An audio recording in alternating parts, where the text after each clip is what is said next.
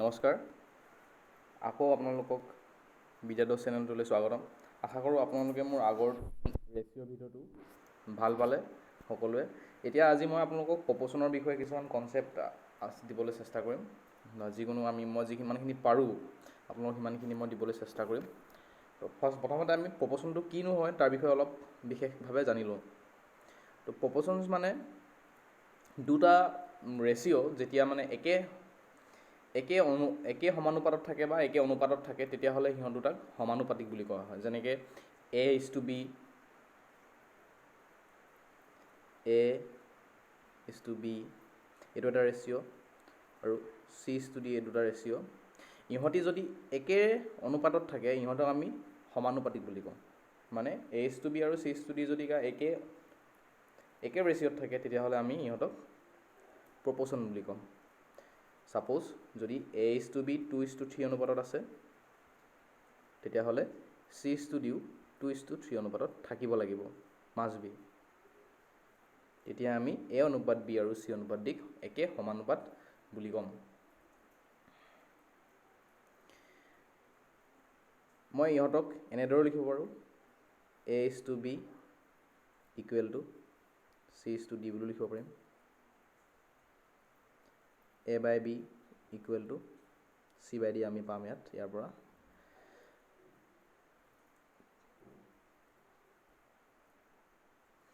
আৰু মই যদি চাওঁ ইহঁতক মই বজ্ৰপূৰণ কৰিব পাৰিম।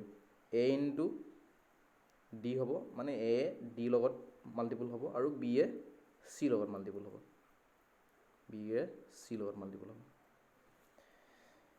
এতিয়া আমি দেখিছোঁ যে যোনটো A আৰু D আছে, A আৰু D দুইটাই ক'ত আছে? এক্সট্ৰিমত আছে। দুইটাই D আছে ৰাইট এক্সট্ৰিমত আছে আৰু Aটো আছে লেফ্ট এক্সট্ৰিমত। মানে দুইটাই অনুপাত দুইটাৰ শেষৰ ফালে আছে। এইফালে আছে, একদম একেবাৰে বাওঁহাতৰ একেবাৰে শেষত আছে, আৰু যোনটো আমাৰ D হয়, Dটো একেবাৰে সোঁহাতৰ একদম কাষত আছে, বা লেফ্ট এক্সট্ৰিম আৰু ৰাইট এক্সট্ৰিম বুলি আমি ক'ম। তো মই পাইছোঁ যে ইহঁতৰ মাল্টিপুল হৈ আছে। তো তেতিয়াহ'লে মই ক'ব পাৰিম যে মই কি কৰিছোঁ ইয়াত? Product of এক্সট্ৰিমছ। এক্সট্ৰিম মানে যোনকেইটা শেষৰ আমাৰ টাৰ্ম হয় সেইকেইটাক আমি এক্সট্ৰিমছ বুলি কৈছোঁ। এইটো কাৰ লগত সমান হৈ আছে? এইটো B × C লগত সমান হৈছে। আৰু B × C দুটা ক'ত আছে? ইহঁতি দুটা মিডিলত আছে। B আৰু C দুটা মিডিলত আছে। মই তেতিয়াহ'লে ক'ব পাৰিম যে প্ৰডাক্ট অফ মিডলছ। তো এই বস্তুটো যদি আপোনালোকে মনত থয়, যোনটো আমি এটা ফৰ্ম পালোঁ প্ৰপ'ৰ্চনৰ, A × D = B × C, নহ'লে বা প্ৰডাক্ট অফ এক্সট্ৰিমছ = প্ৰডাক্ট অফ মিডলছ বুলি আপোনালোকে যদি মনত থয়, তেতিয়াহ'লে কুৱেশ্যনছবিলাক কৰিবলৈ সুবিধা হ'ব পাছত। এতিয়া চাওক, মই যদি এটা ৰেচিঅ' হয়নে প্ৰপ'ৰ্চন হয় নে নহয় চেক কৰোঁ। ছাপ'জ মই এটা সমানুপাত ল'লোঁ 14:28। এইটো সমানুপাতিক হৈ আছে 16:32। মই এতিয়া চেক কৰিব লাগে যে এই দুটা যোনটো ৰেচিঅ' হয়, এই দুটা সমানুপাতিক হয় নে নহয়, মোক চেক কৰিব কৈছে। তো মই প্ৰথমে চাব লাগিব যে 14:28টো ইয়াক মই চিম্পলেষ্ট ফৰ্মলৈ নিবলৈ ট্ৰাই কৰিম। মানে যিমান পাৰোঁ আমি ইয়াক সৰল কৰিব চেষ্টা কৰিম। তো 14 × 1 = 14, 14 × 2 = 28। মই পালোঁ 1/2 পালোঁ। মানে ইয়াৰ যোনটো ৰেচিঅ'ৰ পাম, মই চিম্পলেষ্ট ৰেচিঅ'টো পাম 1:2। ঠিক তেনেদৰে 16:32কো আমি একেধৰণে কৰিম, 16/32। মই যদি ইয়াক চিম্পলেষ্ট ফৰ্মলৈ নিওঁ, তেনেহ'লে 16 × 1 = 16, 16 × 2 = 32। তো 1/, আমি ইয়াত কি পাম? 2 পাম।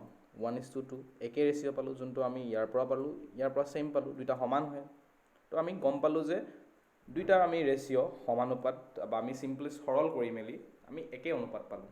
তেতিয়াহ'লে আমি ক'ব পাৰিম যে এই দুটা আমাৰ অনুপাত সমানুপাতিক হৈ আছে, বা ৰেচিঅ'কেইটা প্ৰপ'ৰ্চন হৈ আছে। তো এইটো যদি আপোনালোকে বুজি পালে, তেনেহ'লে নিশ্চয় সমানুপাতিক কি হয় বা প্ৰপ'ৰ্চনছ কি হয় সেইটো বোধহয় বুজি পাইছে। সমানুপাতিক এইটো হয় বুলি ক'ব পাৰিম আমি, সমানুপাতিক হয়। বা প্ৰপৰ্শ্যন হয়। ইয়াৰ পিছত আমি কিছুমান সমানুপাতৰ কিছুমান টাৰ্ম আছে, সেইবিলাক আমি জনাটো খুব প্ৰয়োজন হয়। প্ৰথমতে আমি ফ'ৰ্থ প্ৰপৰ্শ্যনৰ বিষয়ে জানি ল'ব লাগিব। ছাপ'জ মই দুটা ৰেচিঅ' লৈছোঁ, A:B:, এইকেইটা C:D লগত সমানুপাত হৈ আছে। যদি ইহঁতি সমানুপাত হৈ আছে, মই এই ডিটোক, যোনটো ডি টাৰ্ম হয় আমাৰ লাষ্টৰ, ইয়াক মই ফ'ৰ্থ প্ৰপৰ্শ্যন বুলি ক'ব পাৰিম। ফ'ৰ্থ প্ৰপৰ্শ্যন। তো মই এজ এ এক্সাম্পল এটা লৈছোঁ য'ত আমি ফ'ৰ্থ প্ৰপৰ্শ্যনটো উলিয়াব লাগে। ফাইন ফ'ৰ্থ প্ৰপৰ্শ্যনটো মই উলিয়াব লাগিব। এটা এক্সাম্পল লৈছোঁ 16:48, 7:, এইটো মই উলিয়াব লাগিব। ইয়াত উলিওৱা কেইবাটাও মেথড আছে। এইটো আমি ফ'ৰ্থ প্ৰপৰ্শ্যনটো ফাইন কৰা কেইবাটাও আমাৰ মেথড আছে। আমি ফাৰ্ষ্ট এটা মেথড কৰি চাইছোঁ। ছাপ'জ মই ইয়াক এক্স বুলি ধৰি ল'লোঁ। এতিয়া মই চাম যে এই আমাৰ যোনটো আগৰ ৰেচিঅ' আছে, এই ইহঁতৰ মাজত কেনেকুৱা ধৰণৰ আমি এটা ৰেচিঅ' বা অনুপাত পাব পাৰোঁ লাষ্টত গৈ পিনি। মই যদি কেঞ্চেল কৰোঁ, 16:1 = 16, 16:3 = 48, মই ইয়াত এটা 1:3 ৰেচিঅ' পাম। চিম্পলিছ কৰি মেলি আমি 1:3 ৰেচিঅ'ত পাম। ঠিক তেনেকৈ যদি 1 পাৰ্টৰ সমান, মই 7টোক কি বুলি ক'ব পাৰিম যে এই 7টো 1 পাৰ্টৰ সমান আমাৰ 7 হৈ আছে। মানে মোৰ এইটো 1:3 অনুপাততে থাকিব লাগিব। সেইটো কাৰণে মই ক'লোঁ যে 1 পাৰ্টৰ সমান 7 হৈ আছে। তেনেহ'লে মই 3টা পাৰ্টৰ সমান কি পাম? 3টা পাৰ্টৰ সমান 7 × 3 পাম। তো তেতিয়াহ'লে মই 21 পাম ইয়াত। তো মোৰ এক্সৰ সমান কিমান হ'ব ইয়াত? 21। এইটো এটা আমাৰ ফাৰ্ষ্ট মেথড। আমি ইজিলি এইটো ছল্ভ কৰিব পাৰোঁ, কিন্তু কিছুমানৰ ক্ষেত্ৰত অসুবিধা হ'ব পাৰে। আৰু এটা মেথড আছে আমাৰ, যোনটো 2 নম্বৰ মেথড হয়। এইটো খুব আমি কৰোঁ নিশ্চয়। ছাপ'জ 16:48, 7, এইটো উলিয়াব লাগিব আমি। মই ইয়াক এক্স বুলি ধৰি লৈছোঁ। তো মই জানো যে আমাৰ যোনটো আমি ফৰ্ম এটা পাই আহিছিলোঁ যে প্ৰডাক্ট অফ এক্সট্ৰিমছ, মানে লাষ্টৰ যোনকেইটা আমাৰ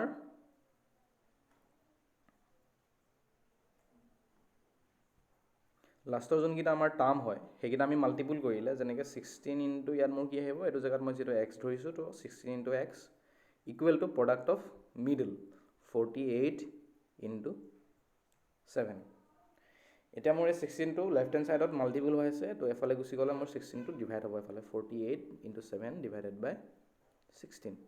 16:1 = 16, 16:3 = 48, তো 3 × 7 আমি কিমান পাম ইয়াত? 21 পাম। তো এক্সৰ ভেলু আমি কিমান পালোঁ? 21 পালোঁ। এইটো এটা মেথড। আৰু এটা মেথড আছে যাক আমি ইউনিটেৰী মেথড বুলি কওঁ। Unitary method. এইটো এটা খুব ইম্পৰ্টেণ্ট মেথড হয়।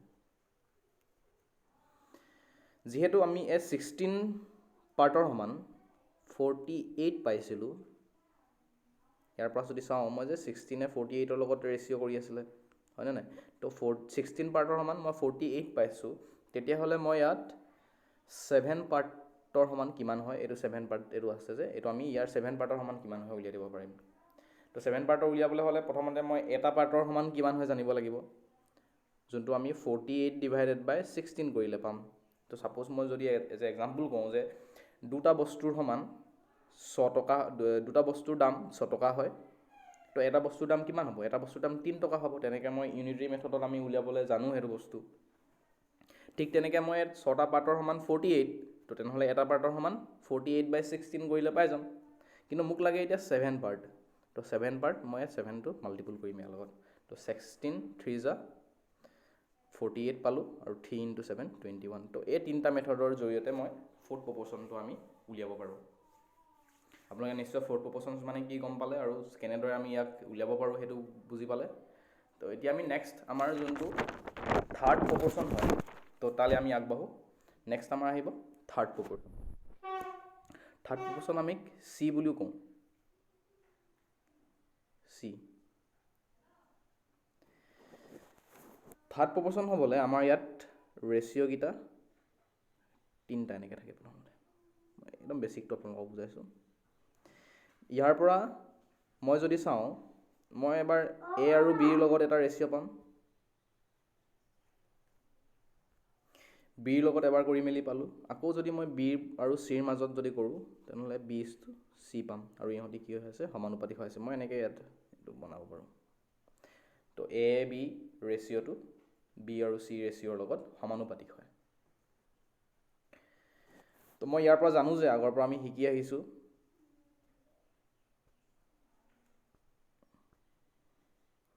product of extremes a into c, product of middle b into b, a into c equal to b square. তো আমি ইয়াত পাম, আমাক কি লাগে, আমাক চি লাগে ন, আমি থাৰ্ড প্ৰপ'ৰ্শ্যনটো চি হয় যিহেতু, সেইকাৰণে আমাক চি লাগে। চি ইকুৱেল টু এটো এফালে গ'লে ডিভাইড হৈ যাব, বি স্কোৱাৰ ডিভাইডেড বাই এ। এই ফৰ্মুলাটোৰ জৰিয়তে আমি এটা থাৰ্ড প্ৰপ'ৰ্শ্যনটো উলিয়াব পাৰোঁ। ছাপ'জ মোক দিলে এটা ৰেচিঅ' দি দিলে, ছাপ'জ 9:15 আমাক যোনটো এইটো উলিয়াব লাগে থাৰ্ড প্ৰপ'ৰ্শ্যনটো। তো মই ডাইৰেক্ট ফৰ্মুলাত বহাই দিব পাৰোঁ। চিটো যিহেতু কি হয়, এইটো বি হয়, এইটো এ হয়, এইটো বি হয়, এইটো চি হয়। তো C equal to B square divided by A. B square মানে 15 স্কোৱাৰ আৰু এ মানে হৈছে 9। তো মই যদি কৰোঁ চি ইকুৱেল টু 15 স্কোৱাৰ আমি কিমান পাম, 225। হ'ব দেই, এইটো কাটি দিছোঁ, মই এইফালে কৰিছোঁ। C equal to B square divided by A, C equal to 15 square divided by 9 পালোঁ আমি যিহেতু। মানে মই যদি চাওঁ 15 × 15 এনেকৈ কৰিলে আমাৰ অলপ ইজি হ'ব। 9 3 5 যা 15, 3 3 যা 9, আকৌ 3 এক কাটিব পাৰিম, 3 5 যা 15, তো আমি আছে পামগৈ 25। তো আমি থাৰ্ড প্ৰপ'ৰ্শ্যনটো পালোঁ, আমি 25 পালোঁ। তো এনেদৰে আমি থাৰ্ড প্ৰপ'ৰ্শ্যনটো উলিয়াব পাৰোঁ। তো আপোনালোকে ফৰ্মুলাটো বা কনচেপ্টটো মনত থ'লেও আপোনালোকে ফৰ্মুলাটো নিজে বনাব পাৰিব। তো মেইন কনচেপ্টটো। তাৰপিছত আহিলে মিন প্ৰপ'ৰ্শ্যন। মিন প্ৰপ'ৰ্শ্যনটো ইম্পৰ্টেণ্ট হয় চবচে, এইটো প্ৰায় এক্সামবিলাকত সুধি থাকে মিন প্ৰপ'ৰ্শ্যনটো কি হয়, বা কেনেকৈ আমাক উলিয়াব দিয়ে কেতিয়াবা মিন প্ৰপ'ৰ্শ্যনটো। ছাপ'জ মোৰ এ বি দুটা ৰেচিঅ' হয়, ইয়াত মই থাৰ্ড প্ৰপ'ৰ্শ্যনৰ হেৰিটো বনাই লৈছোঁ। মই ইয়াত নতুন টাৰ্ম এটা এষ্টাব্লিছ কৰিলোঁ, এ ইনটু এক্স, এ ৰেচিঅ' এক্স এনেকৈ। তো মই আকৌ এক্সৰ লগত (a) এক্স এটা ৰেচিঅ' বনাব, আৰু আকৌ বি লগত (x) বি এটা ৰেচিঅ' বনাব। তো ইহঁতি কিহত থাকিব, সদায় সমানুপাতিক হৈ থাকিব। তো মই যদি চাওঁ যে ইহঁতৰ যোনকেইটা প্ৰডাক্ট অফ এক্সট্ৰিমছ হয়, এইকেইটা হৈছে এ ইনটু বি, আৰু product of middle x into x. আৰু মোক লাগে কি, মোক লাগে এক্স লাগে। এইটোৱে হৈছে আমাৰ মিন প্ৰপ'ৰ্শ্যন হয়, এইটো হৈছে আমাৰ মেইন প্ৰপ'ৰ্শ্যন। এইটো মোক ফাইন কৰিব লাগে, এইটো মিন প্ৰপ'ৰ্শ্যন। তো A into B equal to X square. যদি মই এক্স ইকুৱেল টু পাওঁ, X square equal to A into B, X equal to মই কিমান পাম, √এ ইনটু বি। তো এনেদৰে মই মিন প্ৰপ'ৰ্শ্যনটো উলিয়াব পাৰোঁ। এক্সাম্পল হিচাপে যদি মই চাওঁ এটা কুৱেশ্যনছ 9, আগৰটোৱে চাইছোঁ মই, 9:25 আছে মোৰ এইটো মোৰ কাৰণে এইটো বি নহয় জানো। তো মই ডাইৰেক্ট এক্সৰ ভেলুটো উলিয়াব পাৰিম, √9 × 25, মানে এইটো √এ বিৰ জেগাত মই এইটো পুট কৰিছোঁ। এ আৰু বি যিহেতু মোৰ 9 আৰু 25 হয়, তেতিয়াহ'লে মই পাতিছোঁ এনেকৈ। তো 9ৰ বৰ্গমূল আৰু এফালে তোমাৰ 25ৰ বৰ্গমূল, 9ৰ বৰ্গমূল 3 আৰু 25ৰ বৰ্গমূল 5, তো 15 পালোঁ আমি। এক্সৰ ভেলু কিমান পালোঁ, 15। তো এনেকৈ মই মিন প্ৰপ'ৰ্শ্যনটো উলিয়াব পাৰোঁ। এতিয়া আমি মই আকৌ ৰেচিঅ'লৈ অলপ যাওঁ। ৰেচিঅ'ত মানে এটা যোনটো আমি ৰেচিঅ'ত জানিব লাগে বিশেষকৈ, যদি মোৰ দুটা ইউনিফৰ্ম ৰেচিঅ' বনাবলৈ লাগে, দুটা ৰেচিঅ'ৰ পৰা মই এটা ৰেচিঅ' বনাব লাগে। ছাপ'জ মোক A:B টো 2:3 দিয়া আছে, আৰু B:C বুলি আমাক এটা দিয়া আছে, যোনটো নেকি 4:5 হয়। তো মই এতিয়া ইয়াৰ পৰা A:B:C এইটো উলিয়াব লাগে ইয়াৰ পৰা। তো মই ইয়াক ইউনিফৰ্ম ৰেচিঅ'ত বনাব লাগে মেইনলি। তো মই কেনেকৈ কৰিব পাৰোঁ, আমাৰ ইয়াত মেথড কেইবাটাও আছে, ইজি মেথড। কিন্তু মই চবতছে প্ৰিফাৰ কৰোঁ যে এটা ভাল মেথড, মই বাকীকেইটা মেথড আপোনাক নেদেখাঙেই, কিন্তু যোনটো মেথড মই জানো সেই মেথডটো A:B:C, এই মেথডটোৰ জৰিয়তে তোমালোকে বহুত ডাঙৰ যিমান ৰেচিঅ' থাকিলেও এটা ইউনিফৰ্ম ৰেচিঅ'ত বনাব পাৰিবা। ইয়াততো দুটা আছে, A:B আৰু B:C দুটাই আছে, বা A:B, B:C, C:D, D:E, তেনেকৈ কেইবাটাও যদি থাকে আমি ধুনীয়াকৈ এই যোনটো আমাৰ মেথড হয় এই মেথডটোৰ জৰিয়তে আমি উলিয়াব পাৰিম। মই A:B কি হয় পালোঁ 2:3, আৰু B:C কিমান পালোঁ, মই এইডোখৰ এৰি থৈ যাম গেপটো, 4:5 পালোঁ। এতিয়া যিহেতু ইয়াৰ লাষ্টত একেবাৰে 3 আছে, তো তেতিয়াহ'লে আমি এই জেগাটো যোনটো আমাৰ খালী জেগা আছে তাত আমি 3 পুট কৰিম। ঠিক তেনেকৈ এফালে আমাৰ লাষ্টত 4 আছে, তো তেতিয়াহ'লে মই এফালৰ খালী জেগাটোত 4 পুট কৰিম। এনেকৈ মই পুট কৰি মেলি ইহঁতক মাল্টিপুল কৰি দিম, বা কেঞ্চেল যোৱা হ'লে আমি ইয়াত কেঞ্চেল কৰিলোঁ হ'লে, কিন্তু ইয়াত একো কেঞ্চেল যোৱা নাই, যিহেতু সেইটোৰ বাবে আমি ইয়াত অকল মাল্টিপুল কৰি দিম। 15:12 পালোঁ, ইয়াত পালোঁ 8। তো মই A:B:C গোটেইকেইটা কম্বাইন কৰি এটা ইউনিফৰ্ম ৰেচিঅ' পালোঁ, যোনটো হ'ল আমাৰ 8:12:15। তো ইমানখিনি জনাটো বহুত দৰকাৰ হয় ৰেচিঅ' আৰু প্ৰপ'ৰ্চনৰ বিষয়ে। ইয়াৰ পিছত আমি নেক্সট ভিডিঅ'টোত আমি কিছুমান কুৱেশ্যনছ লৈ আহিম, আৰু এই কুৱেশ্যনছবিলাক কৰিম আমি কেনেকৈ ইজিলি ছল্ভ কৰিব পৰা যায়, কিমান সোনকালে ছল্ভ কৰিব পৰা যায়, আমি সেইখিনি কৰিম। তো আজি ভিডিঅ'টো ইমানেই। আপোনালোকে যদি ভিডিঅ'টো ভাল পালে আৰু যদি আগলৈও ভিডিঅ' চাম বুলি ভাবিছে, তেনেহ'লে চেনেলটো ছাবস্ক্ৰাইব কৰি ল'ব আৰু ভিডিঅ'টো লাইক কৰি দিব। ধন্যবাদ।